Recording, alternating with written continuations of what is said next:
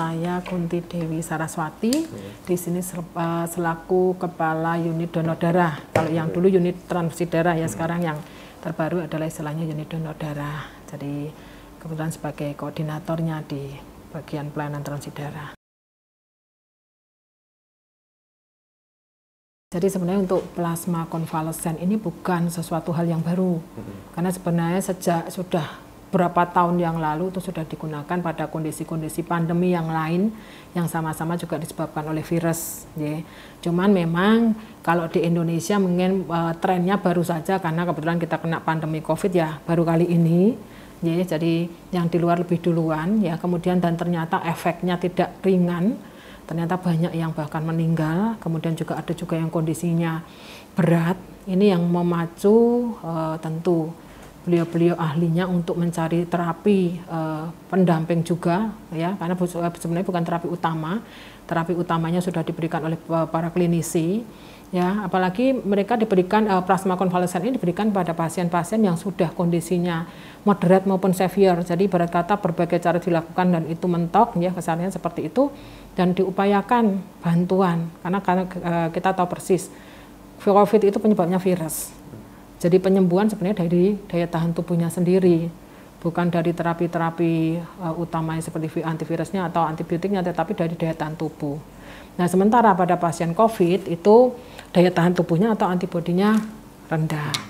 Nah, maka mulai muncul kebijakan adanya suatu pemberian terapi plasma konvalesen, yaitu plasma yang diambil dari para penyintas atau mereka yang mantan yang pernah sakit COVID, ya itu secara resmi sudah dinyatakan pernah dengan pemeriksaan hasil PCR-nya positif, ya kemudian juga dirawat di rumah sakit, kemudian sampai sembuh dinyatakan sembuh dengan pemeriksaan juga, dan kemudian mereka sudah beristirahat untuk sekian waktu kurang lebih 10 sampai 2 minggu.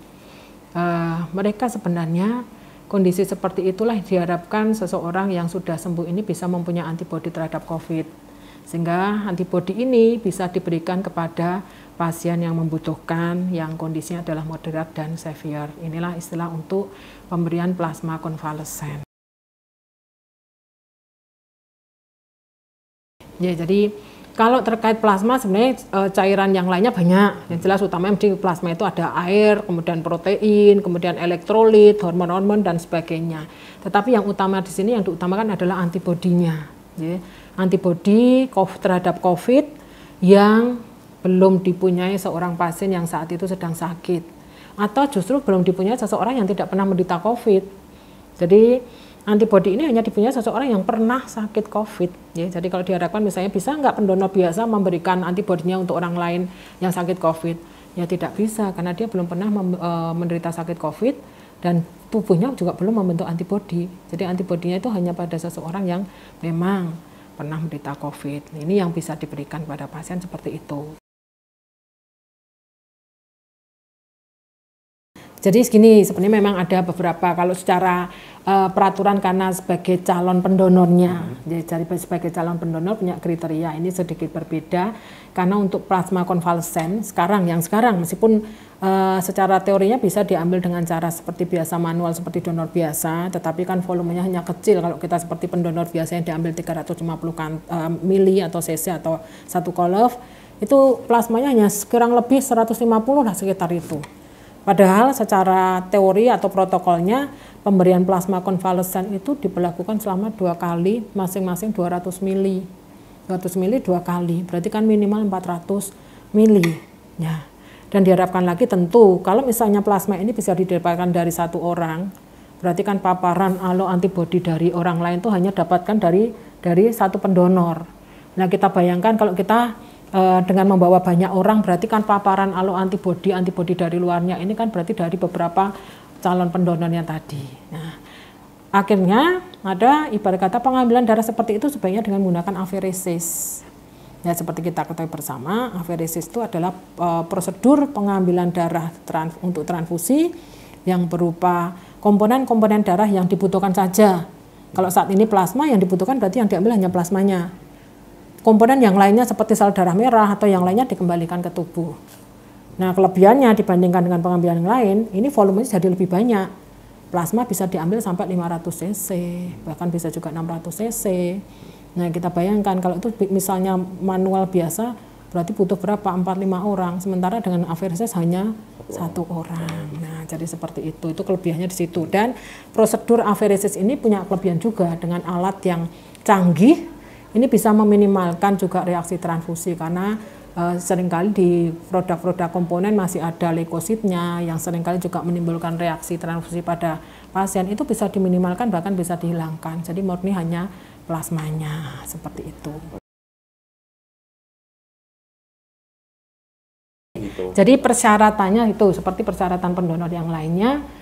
Sebenarnya kalau 18, kalau yang donor biasa mungkin 17 ya, ini 18, bahkan ada yang menyampaikan sampai 60 tuh untuk kondisinya, karena ini memang untuk apheresis ya. Kemudian kalau berat badan ya tentu berat badannya berbeda, bukan 45 tapi 55 ya.